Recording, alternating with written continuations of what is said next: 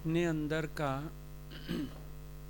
देहाध्यास, द्वैत भाव, इच्छा, ये सब पाप का आधार है। अगर तुम्हें पाप से ऊपर उठना है तो अपनी मैं से ऊपर उठो, निरहंकार बनो, भगवत भाव रखो सर्वत्र और अंदर से ही निरिच्छा बनो। जब जब हमसे कोई गलत कर्म होता है उसके पीछे हमारी इच्छा ही काम करती है। इच्छा वाला व्यक्ति अनेकों अनेक अनर्थ करेगा और जो अचाह है उससे कभी भूल होगी नहीं। दादा भगवान का कहना होता था कि जो जागता है उससे कभी पाप नहीं होगा और सोए हुए से कभी कोई पुण्य नहीं होगा। जागना माना आत्म जागृति, जागना माना अपने स्वरूप में जागना, जागना माना ज्ञानमय जीवन। गुरु के पास हम आते हैं, गुरु हमको पाप और पुण्य की परिभाषाएं नहीं सिखाता। गुरु पाप पुण्य का झगड़ा ही खत्म करता है। वो एक ही बात बोलता है, तुम अपने स्वरूप में जाग जाओ, उसके बाद कोई पाप नहीं है, कोई पुण्य नहीं है। सारी दुनिया पाप और पुण्य के चक्कर में पड़ी है। सारी दुनिया सत्कर्म और बदकर्म के चक्कर में पड़ी है। सब स्वर्ग और नरक की भावनाएं कर रहे हैं, लेकिन गुरु के पास आके हम एक ही बात सीखते हैं, अकर्ता भाव में स्थित हो जाओ। जो सत का करता है वो बद का भी करता है, पर जो अकर्ता है वो ना सत करता है ना बद करता है।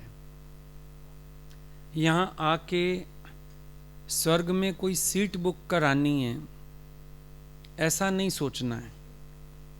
यहाँ निश्चय करना है, जो मुक्त स्वरूप तुम हो उसी भाव में स्थित हो जाओ। असल में तो हर एक स्वरूप से ही मुक्त है। बंधन किस चीज का है? अपने ख्यालों का बंधन, अपनी इच्छा का बंधन। अभी तुम अपने से अपने में संतुष्ट हो जाओ तो तुम्हें बाहर से कुछ नहीं चाहिए, पर जब तुम अपने भीतर झांक के नहीं देख रहे हो, अपने आनंद स्वरूप को नहीं जान रहे हो, तो तुम्हारा मन तुम्हें बहिर्मुख करता है और बाहर से सुख की आशा होती है। बाहर से सुख की आशा में भटकन है और उसी में कर्म बनता है। अगर अंदर से अचाह हो जाओगे अपने आप को जान के तो शांति में आ जाओगे। अचाह होना वैसे मुश्किल है, लेकिन जो निज स्वरूप को जान लेता है वो अचाह हो जाता है। ब्रह्मज्ञानी के लिए द्वैत नहीं है तो वो दूसरे में सुख कहाँ ढूंढेगा? उसके लिए कोई अलग नहीं है। उसका जो अपना भीतर का आनंद है उससे अधिक संसार में कोई सुख नहीं है, तो वो बाहर क्या खोजने जाएगा? जब जब हम आउटवर्ड्स होते हैं, सबसे बड़ी गलती ये होती है कि हम अपने आप से भूले हुए होते हैं। बोला, जब तू भूली आपको तब व्यापे संसार। संसार व्यापेगा जब तुम अपने आप को भूले हुए हो। अभी एक व्यक्ति है जिसकी याददाश्त खो गई, अभी एक व्यक्ति है जो पागल हो गया, पागलपन में है। तुम उसको देख के उसके वाली हरकतें नहीं करोगे, क्योंकि तुम जानते हो कि वो अपने अंदर के पागलपन की वजह से ऐसा कर रहा है। मैं तो ठीक हूं। अब सारी दुनिया जो कर रही है, ज्ञानी उनको देख के रीस नहीं करता है, क्योंकि वो जानता है ये इनके अज्ञान का परिणाम है। ये जब बैर सुख ढूंढना चाहते हैं तो धन, पदार्थ, पता नहीं कहाँ कहाँ दौड़ लगाते हैं। कभी विषयों में सुख ढूंढते हैं, कभी माया में सुख ढूंढते हैं। ये इनके अज्ञान का परिणाम है।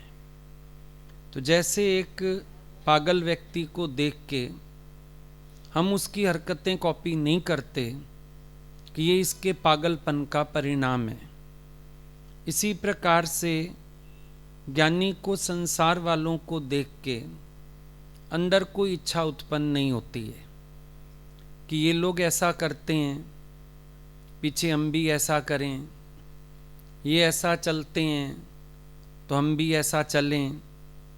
ऐसी मूर्ता ज्ञानी नहीं करता है।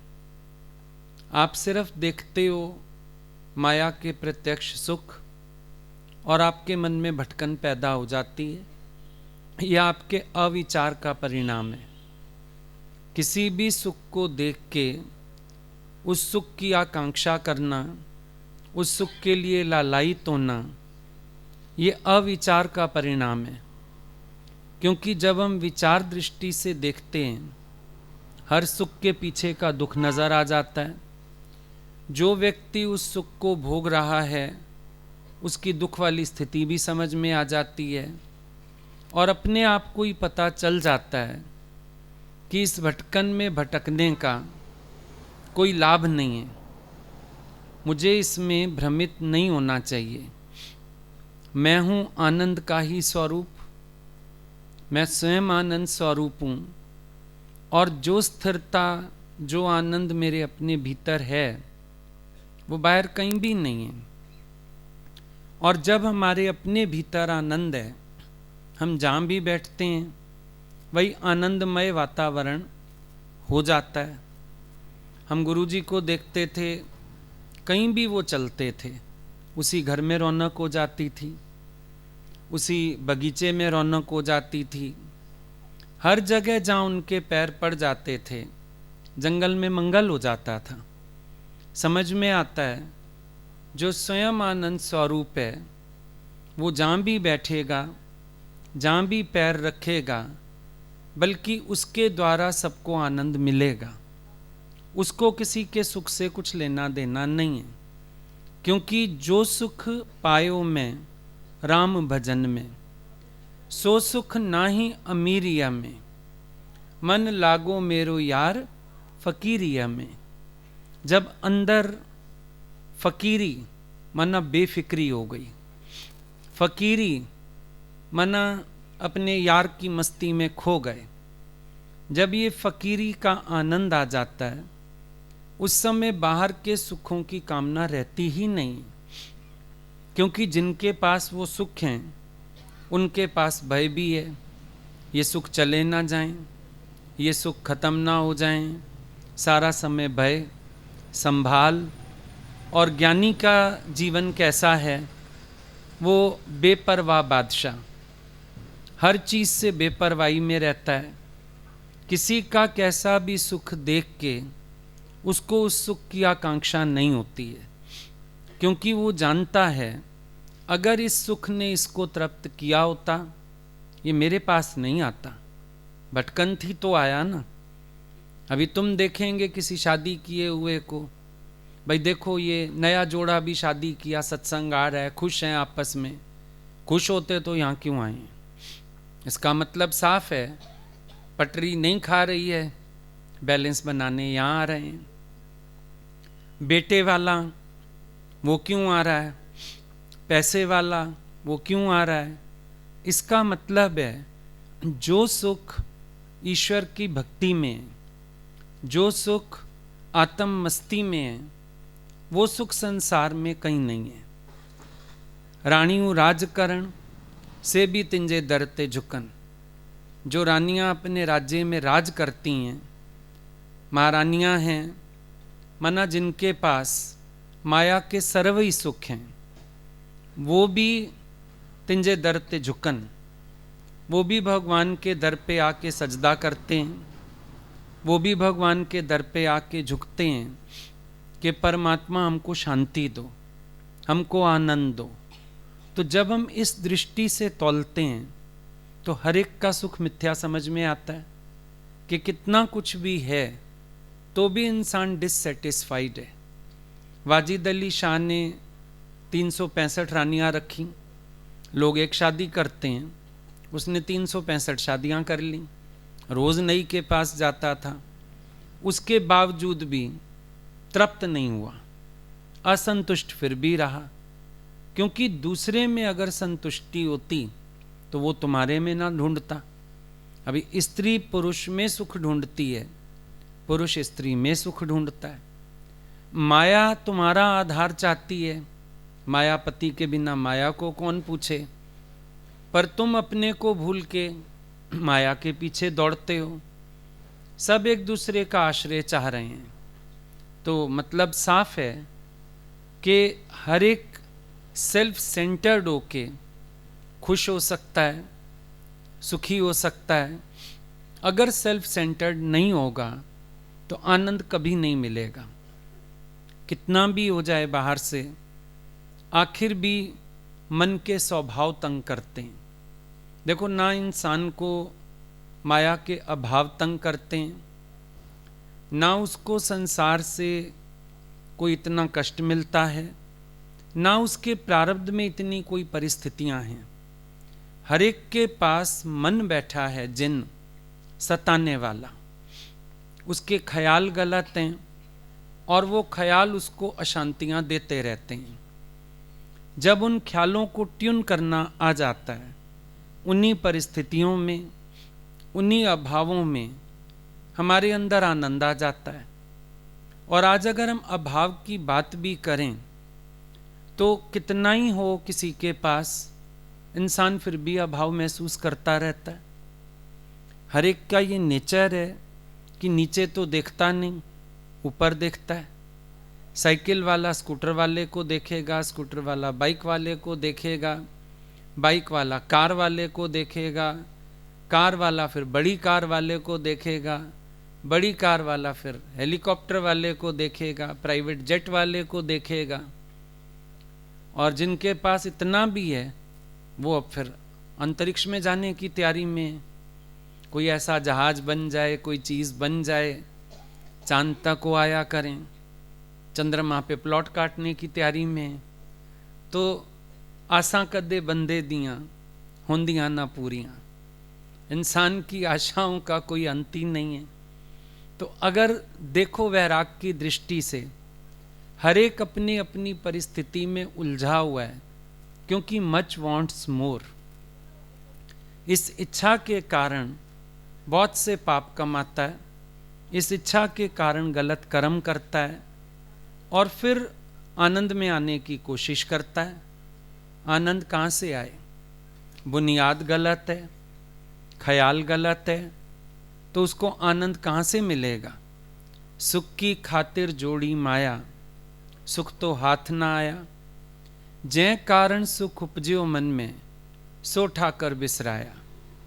जो मूल कारण है सुख का, परमात्मा, वो विसार दिया, तो सुख कहाँ से मिलेगा? सुख की खातिर माया तो जोड़ता है, सुख की खातिर संसार के पदार्थ तो इकट्ठे करता है, लेकिन सुख है नहीं। हर सुख में परमात्मा ने दुख जोड़ दिया है। आप कोई भी सुख देख लो संसार का, उसके पीछे दुख है ही है, क्योंकि आप उस सुख का आधार ले लेते हो। और change is the law of nature. फिर जहां से सुख आता है वहीं से दुख भी आता है। आज हीरा पहनने का सुख तो आया, पर जब हीरा गिर गया नाली में तो दुख भी आया, गुम हो गया, दुख भी आया। उस दिन किसी ने बताया, होली जला रहे थे, लकड़ियां, बोला वो उसमें डालते हैं ना रेवड़ी मूंगफली सब, वो डालने लगे, साथ में डायमंड की रिंग भी गई, स्वाहा। अब कौन हाथ मारे लकड़ियों में, क्या करे? और सुबह तक देखा थोड़ा सा सोना तो पिघला हुआ मिला, बोला डायमंड तो जल के खाक हो गया था। सुख के पीछे दुख है, क्या कर सकते हो? मज़ा तो आया, बेटा पैदा किया, बड़ा मज़ा आया, लेकिन जब पढ़ता नहीं, गलत रास्ते चला जाता है, बीमार हो जाता है, हॉस्पिटलाइज हो जाता है, दुख भी तो वहीं से है। शादी की, मज़ा तो आया, पर जब ईगो टकराते हैं, ख्याल नहीं मिलते हैं, फिर परेशान होते हैं, तो असल सुख फिर कहाँ हुआ? जब तक हम अंतर्मुख होके अपने भीतर के सुख की तरफ ध्यान ना दें, तब तक सुखी हो ही नहीं सकते। कितना भी माया जोड़ ली, सुख जोड़ लिए, लास्ट में कंटेंटमेंट अपने अंदर मिलता है। आप देखा करो गृहस्थी लोगों को भी, घर में देखते होगे, जब माता पिता कोई बड़ा परेशान हो जाता है, बड़ा व्यक्ति घर का, फिर वो मुंह बना के बाहर जा बैठता है, वॉक करने चला जाएगा, पार्क चला जाएगा, कमरा बंद करके सो जाएगा अंदर, क्यों? सुख आखिर अपने में मिलेगा, चैन अकेले में मिलेगा।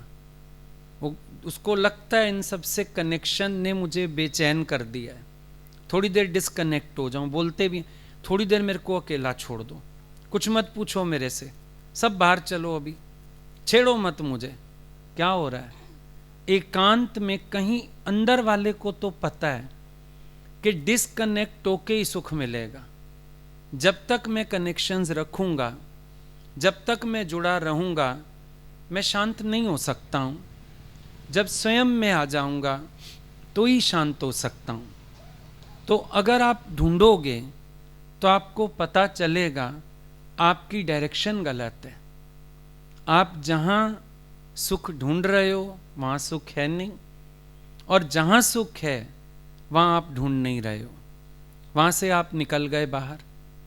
आपको लगता है ये सब आधार संसार में होते हैं तो इंसान की जिंदगी आराम से कटती है, लेकिन आपको पता है बाहर भी दुनिया में गवर्नमेंट भी हर सुख का टैक्स लेती है? नहीं लेती है। हर सुख का टैक्स गवर्नमेंट भी लेती है, कि जो सुख आप लेने जाओ, होटल में जाओ, कहीं जाओ, सिनेमा चले जाओ, कहीं एंटरटेनमेंट टैक्स है, कहीं लग्जरी टैक्स है, टैक्सेस तो लगते हैं। तो ईश्वर के संसार में भी टैक्सेस सबके ऊपर लगते हैं। हर सुख के पीछे कुछ ना कुछ तो हर्जाना भरना पड़ता है, और यही हर्जाना जब भरना पड़ता है, इंसान इसको दुख का नाम देने लगता है। जितनी मौजा माणिया उतना भया रोग, जितना सुख लिया उतना फिर दुख भी आता है सामने, आप उसको डिनाई नहीं कर पाओगे। तो पाप और पुण्य तो मन से परिभाषित है, बाहर कोई पाप नहीं है, कोई पुण्य नहीं है। अपनी ही इच्छा से, अपने ही गलत भावनाओं से जब हम चलते हैं तो सारा वो पापी है। और जिस समय हमारी भावनाएं शुद्ध होती हैं, जीवन निष्काम होता है, जो भी आपसे हो रहा है वो पुण्य स्वरूप है, लेकिन वो पुण्य बांधने वाला नहीं है। संसार के पाप और पुण्य बांधने वाले हैं। पाप करोगे भाई उसकी सजा मिलेगी, पुण्य करोगे सत्कर्म का फल मिलेगा। लेकिन ब्रह्म ज्ञानी से जो भी होता है, जागृत पुरुष से जो भी होता है, वो पुण्य स्वरूप है, लेकिन वो पुण्य बांधने वाला नहीं है। ज्ञानी का हर कर्म सत्कर्म है, लेकिन इस सत्कर्म का कोई परिणाम नहीं निकलता है कि उसको कोई स्वर्ग मिलेगा, कुछ होगा। पुण्य स्वरूप है बस, लेकिन उसका कोई भी कर्म फल पैदा नहीं करता है। अज्ञान में हर कर्म का बीज पड़ता है, यहाँ तक के संकल्प मात्र कर्म का बीज है। लेकिन आत्मज्ञानी पुरुष जो होते हैं, उनसे जो भी कार्य होते हैं, चाहे शारीरिक तौर पर, चाहे वो किसी के लिए संकल्प करें, चाहे वो किसी के लिए ज्ञान बोलें, उनका कोई भी कर्म फल उत्पन्न नहीं करता है। निष्काम कर्म का उल्टा फल रूप दोष कभी नहीं निकलता है। ज्ञानी के कर्म का कोई फल ही नहीं निकलता है, फल पैदा करने की क्षमता ही नहीं है, क्योंकि कर्म ही अकर्म रूप है। उसका कर्म जो है वो एक तरह से क्रिया रूप है, अकर्म है, जिसमें कर्तापने की कोई भावना ही नहीं है। वो अकर्ता है, इसीलिए बीज नहीं पड़ता, इसीलिए उसका कोई भी कर्म उसको भुगतान नहीं करने आना पड़ेगा, भले देखने में आएगा। अब कितने लोग बोलते हैं ज्ञानी को भी, आप परोपकार करते हैं, वो कहता है मैंने परी नहीं देखा, परोपकार कहाँ से करूँगा? तुम्हें दिख रहा है परोपकार, अब तुम्हें दिख रहा है कोई भी कर्म, आप आए, आपने ये किया, आपने मदद किया, आपने प्यार किया तुम्हारे सपने में। ज्ञानी तो निश्चेष्ट है, वो कहता है तेरे भाव ने देखा जो भी देखा, मैं स्वरूप से ही अकर्ता हूं। अब आप सूर्य देवता को जल चढ़ाओ, आप सुबह सुबह आए, आपने दर्शन दिए, आप आए तो दिन हो गया, फसल को ताकत मिली, जो भी कार्य हुए, सूरज कहेगा मुझे पता ही नहीं, मैं तो उदय भी नहीं हुआ। आपको पता है सूर्यास्त और सूर्योदय धरती पे भासता है, सूर्य में उदय और अस्त होने की भावना बनती है। सन इज स्टेशनरी, बचपन से पढ़ रहे हो, धरती घूम रही है, धरती के घूमने पर दिन और रात बन रहे हैं। अब सूरज को बोलो आपने दिन कर दिया प्रकट होके, वो कहता है मैं छिपा कब था। सूरज को बोलो अभी तो आप सनसेट हो गया ना, फिर सनराइज होगा, वो कहता है मैं राइज मैं सेट, मुझे तो पता नहीं, मालूम है उसको, क्योंकि उसमें ये है ही नहीं। सूरज से पूछो तो ना सनराइज है ना ही सनसेट है, सूरज में कुछ नहीं है। इसी प्रकार से ज्ञानी में कर्म नहीं है, ज्ञानी किसी कर्म का करता नहीं। तुम देखेंगे उसने ये कर्म किया, उसने वो कर्म किया, पर उसने कोई कर्म नहीं किया, वो अकर्मी है। वो स्वरूप से ही अपने आप को अकर्ता जानता है, और कर्म का जो बीज पड़ता है वो भी तो इच्छा के कारण पड़ता है। जब हम इच्छा से कर्म करते हैं, कर्ता होके कर्म करते हैं, तभी तो बंधन पैदा होता है, वरना बंधन कहां से आया? अब आप किस दृष्टि से देख रहे हो, किस भावना में चल रहे हो, इसमें जरूर आ जाती है बात पाप वाली। जब आप किसी को गलत भाव से देख रहे हो, सच में ये पाप है।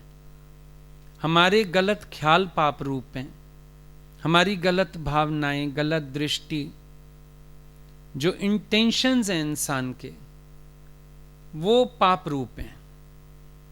अगर हम अपने इंटेंशंस ठीक कर लें तो कुछ भी गलत नहीं है। कभी कभी कर्म अच्छा दिखता है, इंसान की भावना गलत होती है। कभी कभी दिखता है कि अगले का भाव जो है वो गलत है, कर्म अच्छा है, ये दृष्टि दोष हो जाते हैं। जैसे एक आदमी ने देखा, उसका दोस्त नदी के किनारे एक लड़की को उल्टा पुल्टा कर रहा था, बहुत बुरा लगा, बोला ये इतना चरित्रहीन आदमी, मैं इसको दोस्त मानता हूं। पास गया, लेकिन क्या पता चला पास जाके वो लड़की नदी में डूब गई थी, उसके पेट में पानी चला गया था। ये कोशिश कर रहा था फर्स्ट एड देने की कि उसकी जान बच जाए। अब कर्म तो गलत दिखा, पर भावना तो बहुत अच्छी थी अगले की। तो इसीलिए कहते हैं कर्म नहीं, कर्म की भावना इंपॉर्टेंट है। कभी देखने में आता है कर्म अच्छा, भावना गलत है। एक आदमी की बांह कट गई फैक्ट्री में काम करते हुए, माली कितना अच्छा था, हर महीने घर में तनख्वाह देने आता था, उनके घर खाना खाता था, दिवाली पे बच्चों के लिए अच्छी अच्छी गिफ्ट्स लाता था। लेकिन कुछ समय में पता चला उसकी नज़र उसकी बेटी पर थी, जवान बेटी पर। अब कर्म तो अच्छा दिखा, भावना कितनी दोष वाली थी, गलत वाली थी। तो पाप और पुण्य कर्म से नहीं होता, पाप और पुण्य इंसान की भावना से होता है। जिसकी भावना जैसी है, अब भावना है आपकी अच्छी तो भले कर्म कोई भी दिखे बाहर से, आपको उसका दोष नहीं आएगा। जैसे समझो ब्रह्मज्ञानी क्रोध करे, किसी पे जोश करे, अब आप कहोगे क्रोध से तो कर्म बनता है, ज्ञानी का नहीं बनता, क्योंकि उसने किसी को भी अपने पर्सनल मोटिव के लिए कुछ नहीं कहा। अगला चल के आया है, मेरी जीवन बनाओ, अगला चल के आया है कि गुरु मेरे को संवारो सुधारो, उसके हित के लिए उसको जोश करना पड़ा, उसका कर्म नहीं बनेगा। शास्त्र तो बोलते हैं ब्रह्मज्ञानी किसी को, जैसे जिन्नाई होता है ना, गरम खुरपा करके भी लगाए तो भी ज्ञानी को दोष नहीं है। मन जिन को निकाल रहा है वो उसके, मेन बात इंटेंशंस की होती है। और संसार में सब लोग क्या सोचते हैं, हम अच्छे अच्छे कर्म करके दिखाएं, लोगों को नजर आए कर्म, और सबको ये लगेगा कि हम बहुत अच्छे हैं। अच्छे होने का दिखावा करना और अंदर से अच्छे होना, दोनों में बड़ा फर्क है। आजकल तो लोग तीर्थ पे भी चले जाएं, कहीं कोई वैष्णो माता चला गया, कहीं चला गया, बालाजी जाते हैं, कई जगह हैं ऐसी, वृंदावन जाते हैं, उसको भी फेसबुक पे डालते हैं। भक्ति तो छिपा के होती है, उस पे डालने का क्या मतलब है। कर दिखावा भक्ति का, उड़े चादर उजलिया, अंतर्मन साफ किया ना बाहर मांझी गागरिया, उसका भी दिखावा। फिर लोग मिलेंगे, आप तो बड़े भगत हो गए हो आजकल, फिर खुश होता है अंदर अंदर, मैं भगत हो गया हूं। भगत है या ठगत है तेरे अंदर वाले को पता है। 900 चूहे खा के बिल्ली हज करने गई थी, या मन से ही पीर के दर्शन का भाव था। बहुत बार हम तीर्थ स्थानों पर या ऐसी जगह भी क्यों जाना चाहते हैं, हम इसके लिए जाना चाहते हैं कि जो गलत कर्म हम कर बैठे हैं वो बख्शवा के आ जाएं। भगवान के लिए गए, इंटेंशन क्या है, what is the intention of your कर्म, तुम्हारे कर्म का इंटेंशन क्या है, ये इंपॉर्टेंट है। अभी किसी किसी के घर में भाई भगवान ही मेरा सब कुछ है, कोई इस भाव से बुलाता है, कोई इस भाव से बुलाता है भगवान बैठे रहेंगे, कोई अमंगल नहीं होगा। इंटेंशन तो वहां भी जुदा है, फर्क है वहां भी इंटेंशन। तो पाप और पुण्य तो इंटेंशन से।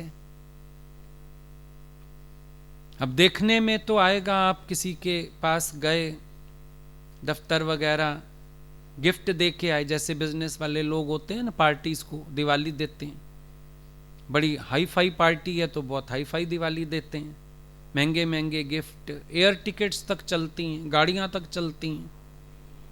लगेगा भाई ये बड़ा अच्छा आदमी है, अपने पास गाड़ी है नहीं, किसी को गाड़ी दे रहा है। लेकिन इंटेंशन क्या है, एक गाड़ी दूंगा 4 गाड़ियों जितना कमाऊंगा इससे, इंटेंशन तो ये है।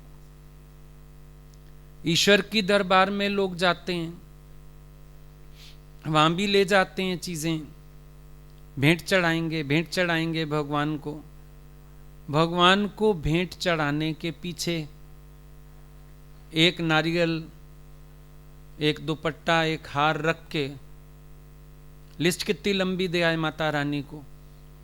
अगली भी सोचती होगी नहीं लेना ठीक था भाई, ये तो खाम खा इतनी सी चीज स्वीकारी, 10-20 रुपए के नारियल के पीछे मेरी जान मुसीबत में आ गई। बेटे को नौकरी लगवा दे, पति का कैंसर ठीक कर दे, फलाने को ये कर दे, फलाने का वो कर दे, घर बनवा दे, बेटी का रिश्ता करवा दे, एक नारियल दे के तुम मुसीबत कराए भगवान की पीछे पड़ गए हाथ धो के। भगवान ये कर, ये कर, ये कर, ये कर। सोच के देखो, विचार करके देखोगे तो पता चलेगा। अपने अंदर सुलझाव होना बहुत जरूरी होता है ज्ञान का। और बल्कि मैंने देखा है, अगर किसी के अपने अंदर ज्ञान का सुलझाव हो, समय आने पर वो ज्ञान को घर में भी, सबके बीच में भी बहुत अच्छा प्रकट कर सकता है। उस दिन कोई बैठा था मेरे पास, उनके घर में थोड़ी दिक्कत आ गई है, माँ को बीमारी आ गई है, बहुत तकलीफ आ गई है। तो बोले हम तो समझाते रहते हैं, तुम ना कृष्ण जी को मानते हो, तुम कृष्ण जी को कहो ठीक हो जाओगे, ऐसे हो जाओगे। मुझे लग रहा था देखो इस व्यक्ति का अपना समाधान नहीं है। ज्ञान को बहुत अच्छा प्रकट कर सकता था घर में। अब इस समय बैठ के ईश्वर में ईमान पक्का कराता ना, झूठे दिलासे संसार वाले क्यों दे रहा है, दिख भी रहा है हालत खराब है। तो बोले ना कि ईश्वर की ओर से जो होगा अच्छा होगा। आपने सारी जिंदगी भक्ति की है, आप ईश्वर पे छोड़िए, आप शरीर का चिंतन मत करिए, आप अपना मन ईश्वर में लगाइए। आप मन को हटाएंगे यहाँ से तो आपको शांति मिलेगी। कितना कुछ बोल सकता था, और उससे घर के लोगों को भी लगता कि भाई अगर ये गया कहीं, इसने सुना समझा, तो इसके एटीट्यूड कितने अच्छे हुए हैं, है ना, फर्क पड़ता है। लेकिन हम बाहर से सत्संग सुनते हैं, अंदर जो अपने मन की पजल्स हैं ना, वो नहीं सॉल्व करते, वो वहीं की वहीं रखे रहते हैं। आज कोई कुछ कहता है, आप सुन के कोने में रख लेते हो, क्योंकि आपके पास काटने की हिम्मत नहीं है। अभी आपको कोई सांसारिक व्यक्ति कह दे भाई शादी जरूरी, बच्चा जरूरी, फलानी चीज जरूरी, अब एक कोने में रख लोगे। बड़े हैं, अनुभव से कह रहे हैं, गलत तो ये भी नहीं कह रहे होंगे। तुम नहीं सॉल्व कर पा रहे ना अपनी पजल, तुम्हारा अपना निश्चय नहीं है ना। अगर तुम्हारा अपना निश्चय हो, तुम्हारे अंदर किसी की बात टिकेगी नहीं। दूसरों की बात हमारे अंदर कब टिक जाती है? जब हमारे अपने भीतर में समाधानता नहीं होती, वरना मतलब ही नहीं। देखो, जब हम साधना के मार्ग पर चलते हैं, लोग तो बड़ी सारी बॉल्स फेंकते हैं। हमारे हाथ में बल्ला होना चाहिए ज्ञान का। किसी बॉल को अपने कोर्ट में टिकने नहीं देना है, ये मुझे पता होना चाहिए। पहले तो यहां आगे कदम बढ़ाओ मत बिना सोचे समझे, और अगर बढ़ाओ इतनी समाधानता होनी चाहिए कि आपको फालतू की चीजें परेशान ना करें। लोग तो यहां तक भी बोलेंगे माता पिता का ऋण। तुम जब शादी करोगे, गृहस्थी बनाओगे, पोता पैदा करोगे, तो माता पिता का ऋण उतरेगा। पता नहीं कैसे उतरेगा, पर बोलते हैं ऐसा। वे तुम्हें पैदा करके स्वाद ले लिया, ऋण उतर गया या चढ़ा? आजकल बच्चे ऋण चढ़ा देते हैं माँ बाप पे भी, लॉस कर देंगे, कुछ कर्जे तो चढ़ गए, फिर कहेंगे ऋण उतारेगा। कौन सा ऋण उतारेगा? कहेंगे पाप होता है ये भी। दुखी हो रहे हैं तुम्हारे लिए घर के लोग, तुम्हारे कारण किसी को कुछ हो गया। देखो, उनके दिमाग में तुम्हारी एक टेंशन तो है। अब शब्द तो ऐसे भी आएंगे कानों में। जवाब है, समाधानता है, अपने से पूछना। नहीं तो लोग कहेंगे ये भी तुम बड़ा पाप कमा रहे हो, तुम्हारे कारण माँ बाप तंग हो रहे हैं, तुम्हारी सोच चल रही है, उनका बुढ़ापा खराब हो रहा है, उनके बुढ़ापे में उन बेचारों को इतनी टेंशन हो रही है जवाब? लोग तो तुम्हें यहां भी पापी बना देंगे। समाज के अनुसार जो काम ना करो उनको 2-4 तो शब्द आते हैं, लेबल लगा के चले जाएंगे। कौन मुश्किल बात है? शुरू शुरू में ये चला ना कोविड, नया नया, वो समझ तो आता नहीं था, किसी को भी बीमारी पूरी पता नहीं थी। वो किसी के घर भी आके चिपका के चले जा रहे थे कागज, 15 दिन अंदर रहेगा। अरे भाई उसको कुछ है ही नहीं, उसका टेस्ट भी नहीं हुआ अभी। कितने केसेस तो मेरे को मिले, मैंने कहा आप सत्संग नहीं आ रहे, बोले ऐसे हमारे घर कागज चिपका के चले गए। अब नहीं समझ में आ रही बेचारों को, कागज लगा के चले गए। तो दुनिया वालों के पास ये 2-4 कागज हैं और थोड़ी देर में यही बोलेंगे तुम्हारे कारण ये दुखी, तुम्हारे कारण ये दुखी। अब दुखी हैं तो वो अपने स्वभाव से, अपने स्वार्थ से या हमसे? पाप और पुण्य इसमें बसता है। फिर अब ये समाधानता तुम्हारे अपने पास होनी चाहिए। ये जो आधी उलझन है, भारीपन है, ये तुम्हारे दिमाग में लोगों का दिया हुआ है। अपने आप से तो ईश्वर के प्रेम में बड़ा आनंद है, पर ये इतना भारीपन क्यों? चेहरे पे रौनक क्यों नहीं? रोम रोम में खुशी क्यों नहीं? एक सांसारिक पति या पत्नी मिलता है, लोग इतना आनंद मनाते हैं, और तुम्हें भगवान के मिलने के बाद भी आनंद नहीं है। क्या चक्कर है? कि तुम्हारे अंदर फालतू के बोझ हैं, दुनिया वालों की बातें। बोझ भी और कोई नहीं है, ये जो दुनिया वालों की बातें हैं ना, यही बोझ हैं, और तुम्हारे पास इनका समाधान नहीं है, तुम्हारा निश्चय नहीं है। चल तो पड़े बगैर सोचे समझे। खुश होते हैं बच्चे, साइंस ले तो ली बगैर सोचे समझे। पहले महीने में आंसू निकल आते हैं, मैडम क्या पढ़ाती है समझ ही नहीं आता। क्यों ली थी साइंस? सारे कह रहे थे साइंस ले ली। यही हालत है। संसार में चले जाते हैं, रोते हुए आते हैं। मैं पूछता हूं फिर क्यों गया था, क्यों शादी की थी, कौन से लड्डू बट रहे थे? सारे कह रहे थे कर ले। फिर बुला अब सारों को, जो नाचे थे तेरी घोड़ी के आगे, बुला उनको। अब हम क्या करें? जो पगड़ियां पहन के चले थे लाले सारे, पकड़ उनको, है ना। फिर नहीं चले, इधर आ गए। अब क्या है? अब सारे ये बोलते हैं, अब सारे वो बोलते हैं। तुम कभी अपने दिमाग से चलोगे या सारी जिंदगी लोगों की आवाजों पे चलोगे? कोई अपना निश्चय, अपना निर्णय भी तो होता है इंसान का, अपनी समाधानता भी तो होती है। प्लस माइनस दोनों जगह है। हम नहीं कहेंगे कि संसार में कुछ नेगेटिव है तो यहां सारा कुछ पॉजिटिव है। जब तक मन है तब तक यहां भी बड़ा कुछ है। बड़ी सीधी बात है। यहां भी माया है, यहां भी लोग हैं, यहां भी लगेगा फलाना मिलने नहीं देता, फलाना आने नहीं देता, फलाना कमरे में बैठा, मैं बाहर बैठा। यहां भी मन है, मन तुम्हारा जीवित है, ख्याल तुम्हारे अंदर है, यहां भी बड़ा कुछ है। संघर्ष तो यहां भी है, जूझना यहां भी पड़ेगा, जूझना वहां भी पड़ेगा। अब तुम देख लो कौन सी खाक छाननी है, चूल्हे की या सोनार के घर की? दोनों जगह छाननी है। हमको घर के लोग बोलते थे तुम खाक छानते हो, मैंने कहा सोनार की है, सोना है इसमें, खाक तो वहां भी छाननी पड़ेगी, और उस चूल्हे में हाथ कुछ नहीं आना, या फिर भी कुछ हाथ आएगा। ये अपना निश्चय होता है। कहने के लिए लोगों के पास तो बहुत कुछ है, दुनिया तो बुढ़ापे में भी नहीं छोड़ती। लोग बुढ़ों को भी कह सकते हैं अब आपकी उम्र घर बैठने की है, बहू बेटों की घूमने की उम्र है, आप घूमते हो। बुढ़े भी नहीं छूटते, जवान भी नहीं छूटते, बीच की उम्र वाले भी नहीं छूटते।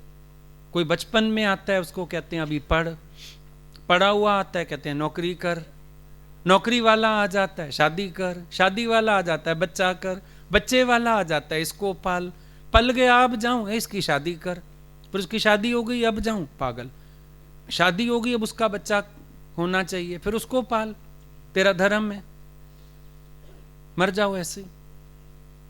संसार वाले तो हर पॉइंट पे पकड़ेंगे, वो पाप पुण्य सिखाएंगे, ये वाले धर्म बताएंगे। देख तेरा धर्म है कोई, घर में बेचारी बहू दुखी हो रही है, तू सास अपना सत्संग घूम रही है, धर्म है कोई? ये वो तो इसको भी पाप कहते हैं। सास भी ना जाए, बहू भी ना जाए, कौन जाए? लड़की भी ना जाए। लड़की इसलिए ना जाए कहीं वैराग आ गया, शादी ना करे। बहू इसलिए ना जाए, अभी उसने वंश बढ़ाना है। सास इसलिए ना जाए, बड़े हुए वंश को पानी दे बैठ के। सारे ही बैठे रहो घर में। अब दुनिया वालों के पास तो क्या किया जाए? हर बात में वो पाप पुण्य टिका देंगे तुम्हें। तुम देखो तुम क्या चाहते हो, तुम देखो जिंदगी का हल क्या है। सारी जिंदगी इंसान मेहनत करता है, सब करता है, आखिरी में तो अकेला। माया भी मुंह चिढ़ाती है, धन भी मुंह चिढ़ाता है, पड़े हैं लाखों रुपए बैंक में, अकेले घर में पड़े हो, मुंह नहीं चिढ़ाएगा? पैसा, पैसा भी मुंह चिढ़ा रहा है, घर भी मुंह चिढ़ा रहा है, 4 कमरे हैं चाहे घर में। अब अकेला बंदा करे तो करे क्या? किस किस कमरे में घूमे, किस किस कमरे में बैठे? देख, तुम्हें नजर आना चाहिए क्या है नजारा दुनिया का, ढेर बालू के सिवाय। मिलता क्या है दुनिया से, बस बेकरारी के सिवाय। बेकरारी, नाउमीदी, निराशा, ये इनाम मिलते हैं संसार से सबको। तुम्हें पता होना चाहिए, तुम्हारी अपनी निश्चय होना चाहिए। दूसरों का मुंह देख के आगे नहीं बढ़ा जाता है। सब धर्म याद दिलाने आएंगे, उसमें क्या है? सब ऋण बताने आएंगे, उसमें क्या है? अभी पहले अपने प्रति धर्म तो निभा लो। और संसार में जो लोग हैं वो कौन से धर्म निभा रहे हैं? शादी वाला धर्म सारे बच्चों को जल्दी सुनाई देता है। शादी कर लो धर्म है, बच्चे पैदा कर लो धर्म है। माँ बाप की सेवा, वो किसी को धर्म याद है? माँ बाप की आज्ञा में रहना, वो धर्म किसी को याद है? अपनी बीवियों को माँ के आगे बोलने ना देना, ये धर्म याद है? माँ बाप से छीनना नहीं, झगड़ा नहीं करना, कभी ऊंचा नहीं बोलना, ये धर्म किसी बच्चे को याद है? ये धर्म किसी को नहीं याद। वो धर्म सुनाई दे गया, बीवी ले आओ, बच्चे पैदा कर लो, फिर लूट खसोट करो, भाइयों से झगड़े करो, माँ बाप से झगड़े करो जमीन जायदाद के लिए। ये कौन सा धर्म है? कम से कम ज्ञानी ये तो नहीं कर रहा। कम से कम वो अचाह होके सबको सुख देने की कोशिश कर रहा है। कम से कम वो छीना झपटी तो नहीं कर रहा है। कम से कम ये वाले पाप तो नहीं कमा रहा है जो एक्चुअल पाप हैं।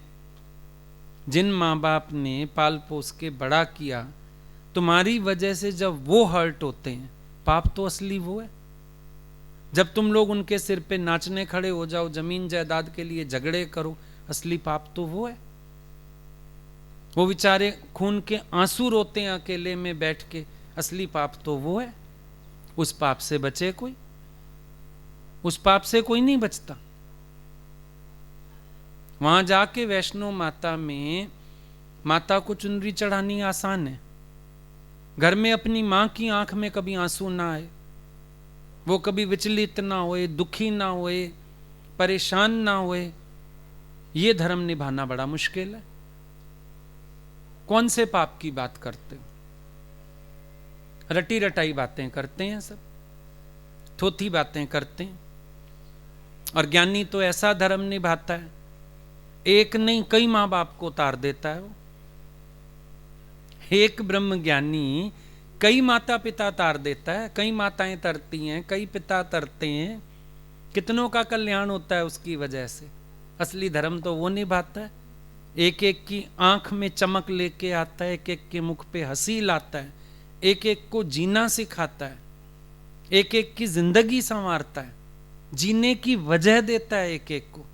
फिर असली पुण्य तो ये हुआ। वो पुण्य क्या है? वो तो कोई पुण्य नहीं है। बाहर लाखों का दान कर लो चाहे, घर में माँ बेचारी को पानी का गिलास नहीं पूछते। कितने लोग आते हैं मेरे पास ऐसे, घर में बहू पानी नहीं पूछती है, बाहर एनजीओ में जाती है, सोशल वर्कर है, वो बेचारी बुढ़ी बैठी रहती है घर में, रोटी नहीं है उसके लिए, कहती आती है तो झगड़ा करती है, बाहर गले में हार डलवा डलवा के और सोशल वर्क करती फिर रही है। ये सोशल वर्क है, दिखावा है। आप अपने से पूछ लो। हमारे यहां परिभाषाएं फर्क हैं, हम बाहर की बात ही नहीं करते। अब तुम डाइट की बात करो, भाई हम खाना अच्छा खाते हैं, बड़ी रिच डाइट लेते हैं, हेल्दी डाइट लेते हैं, पर सिर्फ भोजन को डाइट कहते हैं? आंखों द्वारा क्या जा रहा है अंदर, कानों द्वारा क्या जा रहा है अंदर, कहां उठते हो, कहां बैठते हो, ये सब डाइट नहीं है? फिजिकली, इमोशनली, मेंटली, स्पिरिचुअली, ये भी तो डाइट है। मुंह बेचारा तो कितनी रोटी खा लेता है, उस डाइट की तो बहुत सोच रहे हैं, सारे ही आजकल कॉन्शियस हो गए डाइट। लेकिन डाइट के ये सारे पहलू भी तो हैं। इंद्रियों द्वारा क्या भीतर जा रहा है, मन क्या सोच रहा है, हमारे ख्याल किस स्तर के हैं, ये भी बड़ी इंपॉर्टेंट डाइट है, बहुत इंपॉर्टेंट है ये डाइट। आपकी थॉट्स क्या हैं, आपके इंटेंशंस क्या हैं, ये सब डाइट है। सारा दिन तो अंदर जाती है ये डाइट। अभी खाना चाहे बादाम पिस्ते कुछ भी खाओ, दूसरों को देख देख के सड़ो, सेहत बनेगी? नहीं बनेगी। संत फकीर बेचारे ऐसे ही घूमते रहते हैं, मिल गया तो खा लिया, नहीं तो कोई बात नहीं, उनके चेहरे नूर से दमकते हैं। क्यों? भगवान का भाणा मीठा किए बैठे हैं। वाह वाह मौज फकीरां दी, मंगतंग के टुकड़े पावण चलन चाल अमीरां दी। वाह वाह मौज फकीरां दी। देख लो डाइट का फर्क। वो डाइट खाई, रिच डाइट खा के भी किसी की सेहत नहीं बन रही, शरीर बीमार, लाचार। ख्यालों का बड़ा फर्क है, बहुत अंतर है। बॉडी की मशीनरी ऐसे खराब नहीं होती है। गलत ख्याल, गलत आचरण, गलत सोच, गलत बोल, ये सब चीजें बीच में आती हैं। अब कहते हैं बड़े लोग जो थे ना, वो अपना सही है, इन्होंने घी खाया पुराने जमाने का। घी की बात नहीं है। डाइट तो तुम उनसे अच्छी ले रहे हो, उनके कौन से फिल्टर लगे थे, हैंडपंप के पानी पीते थे बेचारे, और कौन सी इतनी हेल्दी लिविंग थी। लेकिन खुश रहना आता था, एक दूसरे से बना के रखते थे, प्यार करके चलते थे, मददगार थे एक दूसरे के, भावनाएं गंदी नहीं थी, छीना झपटी नहीं थी। इस चीज से अच्छे जिए वो, और आज तक अच्छे जी रहे हैं। सोच के देखो क्यों अच्छे जी रहे हैं वो लोग। अब बाहर से तो ट्रेंड आ गए हैं, पुराने वो वापस नहीं आते जा रहे रिवाज, शरारे गरारे सब आ गए वापस, है ना। चाहे तुमने नाम अलग अलग दे दिए, प्लाजो फलाना, है तो वही पुराने पजामे है ना, है कि नहीं है। पर काश पुराने जमाने वाली भावनाएं, संस्कार वो भी लौट आए। आ जाएगा जीने का मजा के नहीं। घरों को ताले नहीं लगते थे, छिप छिपाव नहीं थे, चीज अगर घर में पड़ी है कोई मांगने आ गया निकाल के देते थे। आजकल तो पड़ी चीज भी कहोगे नहीं हमारे काम आएगी, छोड़ो, क्यों दें। घर में मेहमान आ गया, दौड़ के चले जाओ, कटोरी सब्जी भी ले आओ, दही भी ले आओ, पड़ोसी से ही मेहमान को रोटी खिला छोड़ो। था कि नहीं था? फटाफट मांग लाते थे, तेरे घर मूली पड़ी है दे दे, मेहमान आ गया मेरे घर अचानक, दही रखी, अगला दो चीजें अपने से कहता था, अरे मेरे घर हलवा भी बना पड़ा ले जा। था नहीं था? एक जमाना था।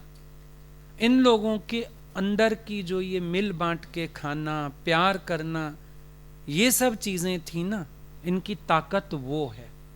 असल में अगर देखा जाए इनकी ताकत वो है। एक बार एक प्रोफेसर ने बड़े हॉल में अपनी क्लास के स्टूडेंट्स को बुलाया, 2-3 सेक्शन पढ़ाता था, 100-150 बच्चे आ गए। उनको गुब्बारे दिए, बोले इस पे अपने नाम लिख दो और गुब्बारे फेंकते जाओ।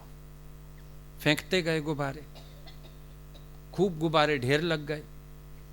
अब बोला अपना अपना गुब्बारा ढूंढो। गुब्बारा मिले ही ना किसी को। लगे रहे सब काफी देर, गुब्बारा अपना अपना नहीं ढूंढ पाए। बोला दूसरे पे हाथ नहीं लगाना, उसका मिले साइड फेंको, अपना ढूंढो सिर्फ। ये नहीं तू मेरा ले तेरा आ गया, ऐसे नहीं, अपना ढूंढना। नहीं मिला। थोड़ी देर में उसने बोला अच्छा ऐसे करो, जिसका गुब्बारा हाथ आए उसको देते जाओ। 5 मिनट नहीं लगे, सबके गुब्बारे उनके हाथ में थे। टीचर ने समझाया, बोला अपनी अपनी खुशी ढूंढने निकलोगे ना, कभी नहीं मिलेगी।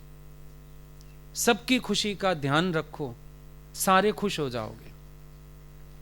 ये बड़े लोगों के जीने का तरीका होता था। अभी भी करते हैं, छोटी जगहों में अभी भी करते हैं। बच्चे चाहे टांग अड़ाते हैं, क्यों दे रहे हो, क्यों अपनी चीज दे रहे हो, खराब कर देगा, फलान कर देगा। टेंट वाले से रजाइयां गद्दे मिलते थे पहले शादी पे, पड़ोसियों के घरों से मिलते थे। शादी होती थी ना, पड़ोसी कह जाते थे हम 1 कमरा खाली कर देंगे, हम 2 कमरे खाली कर देंगे, हम 4 रजाइयां दे देंगे, हम 6 गद्दे दे देंगे। सबके घर स्पेयर होता था और पूरी शादी निबटती थी पड़ोसियों के, मोहल्ले वालों के घरों में, मोहल्ले वालों के बिस्तरों से। और तो और जानवर होते थे घरों में, मोहल्ले वाले दूध भी दे जाते थे 1-1 लोटा। भाई तुम्हारे घर शादी है, सब आएंगे, घर वाले पहुंचा जाते थे लोटा दूध का, कटोरी चीनी की, कपड़े धोने वाले साबुन तक दे जाते थे एक दूसरे के घर में। गेहूं बीननी होती थी, सब पड़ोस इकट्ठा हो जाता था एक दिन, आज ना गेहूं साफ होएगी, सारा मोहल्ले की औरतें आ जाती थी। जितने दिन खाना बनना है, शादी का खाना बनना है, बारात आनी है, सारे बैठ के गेहूं बीन जाते थे। ये तो आप लोग सोचते नहीं कि इस प्यार को जिया इन लोगों ने, इनके दिल आज भी अच्छे हैं, इसीलिए ये बुढ़े लोग अच्छे चल रहे हैं। तुम बोलोगे पुराने घी, पुरानी ना इन्होंने खुराकें खाई हैं। कौन सी खुराकें थी? खुराकें तो अब तुम्हें मिल रही हैं, फिर भी इन लोगों को कौन सी खुराकें मिलती थी? क्या था? विचार अच्छे थे, स्नैक्स थे, मूली गाजर खाते बैठे रहते थे चारपाई पे बाहर, वो भी छुप के नहीं, बाहर। और आता जाता खाता था। लो और छील लेते हैं मूली, पड़ी है आ जाओ, और छीलते हैं गाजरें, आ जाओ। अगला फिर अपने घर से 2 उठाए आता था, चलो काटो खाओ। जीवन किसका नाम था? और आज तुम अपने पेरेंट्स के साथ भी शेयर नहीं करना चाहते हो। पाप पुण्य पूछ रहे हो? अपने मां बाप से भी शेयर नहीं करना चाहते हो। लाएंगे चीज, कमरे में घुसे जाएगा सीधा बीवी के पास, अंदर अंदर खा के फिर उसका कूड़ा भी अलग से फेंक के आते हैं। कूड़ेदान में किसी को नजर आ गया पिज्जा का डिब्बा, बर्गर का, गड़बड़ हो जाएगी। नहीं दिखता तुम्हें घर में ये सब? फिर पाप तो ये हुआ, जिन मां बाप ने कभी टके की चीज नहीं खाई तुम्हें खिलाए बिना, तुम अंदर बैठ के चुपचाप निकल जाते हो दरवाजे बंद करके।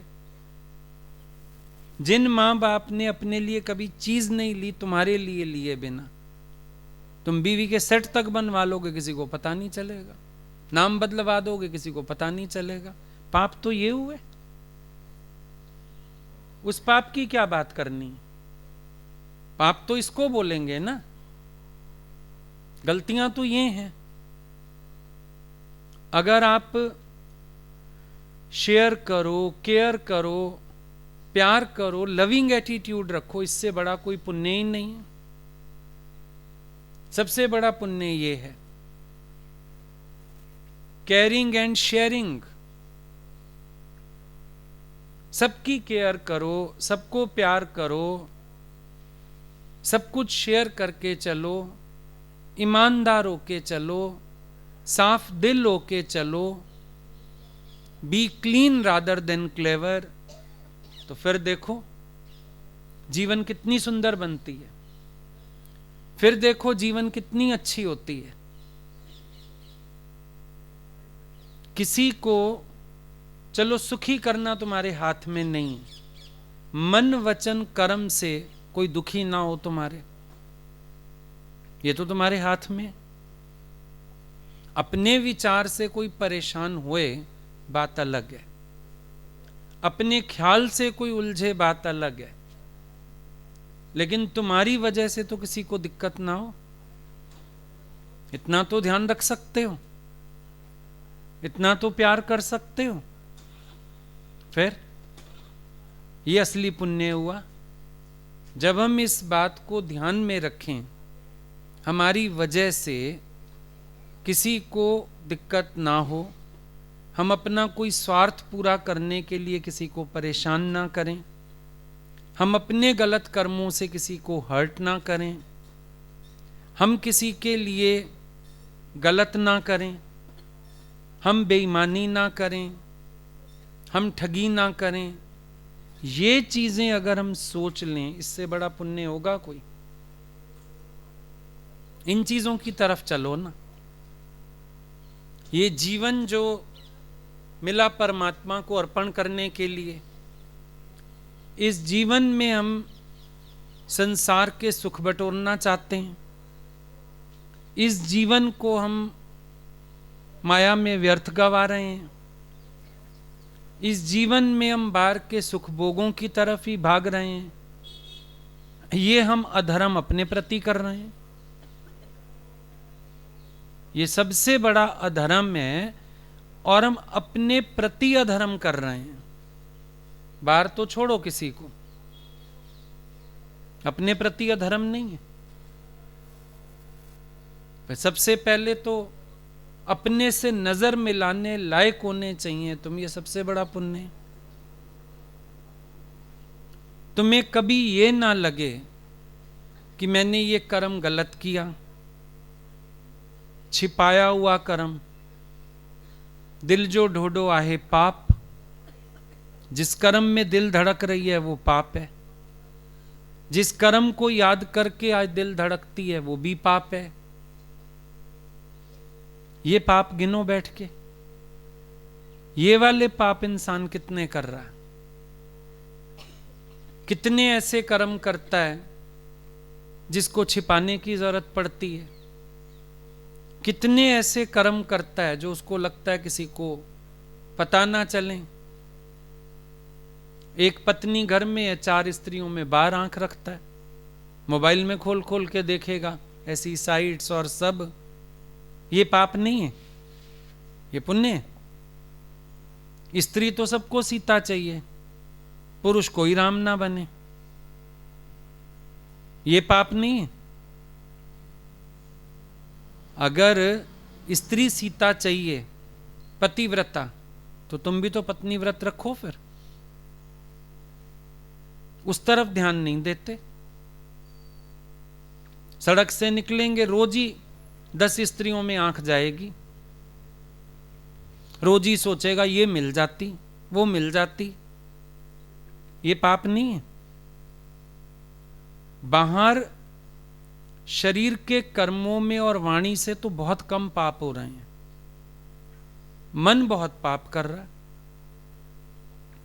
अंदर अंदर सोचता है दूसरे का हिस्सा मुझे मिल जाए, दूसरे का भी मैं हड़प लूं, अरे इसकी बीवी इतनी सुंदर, इसको क्यों मिल गई ये लड़की, तो मुझे मिल जाती। ये सब पाप नहीं है। मन ऐसे कितने पाप करता है पूरे दिन में, इस तरफ ध्यान दो। और जिसका मन पवित्र रहता है, जिसका मन ऐसे ख्यालों से रहित है, हर वक्त ही पुण्य कर रहा है वो। बोला एक घड़ी देह अध्यास में आने का पाप है जैसे 1000 गाय का वध करना, और एक घड़ी ब्रह्म भाव में रहने का भाव है जैसे पूरी पृथ्वी दान करना। ब्रह्मज्ञानी का मन हर समय निर्मल रहता है, तो हर समय वो पूरी पृथ्वी का ही दान कर रहा है, जैसे 1000 गायों का दान कर रहा है जैसे, क्योंकि उसका हृदय पवित्र है, उसके अंतःकरण में कोई ऐसी खेचल नहीं है, कोई भी सामने आए, कोई भी बैठे, उसका मन कभी मैला नहीं होता है, उसके मन में कभी खोट नहीं आता है, किसी की माया देख के लोभ नहीं आता है, किसी को सामने देख के काम वृत्ति नहीं आती है। लोभ वृत्ति, काम वृत्ति, मोह वाली वृत्ति, अभिमान वाली वृत्ति, ये सब ज्ञानी के अंदर से लय हो चुके, उसकी ये वृत्तियां ही नहीं है। स्त्री पुरुष कोई सामने आ जाए, काम वृत्ति नहीं है, कैसा ही कारण बन जाए, लोभ की प्रकृति नहीं है, मोह की प्रवृत्ति नहीं है, अभिमान वाली भावना नहीं है। तो ऐसा जो अंतःकरण से पवित्र है, जैसे उसका अंतःकरण ही लय हो गया, उससे बड़ा पुण्य संसार में कोई कर नहीं सकता। कर्मों से मत तोलो पाप और पुण्य को, अंदर की वृत्ति से, अंदर की भावनाओं से विचारो, तो भावनाएं पवित्र करके तुम पाप मुक्त हो सकते हैं। ठीक।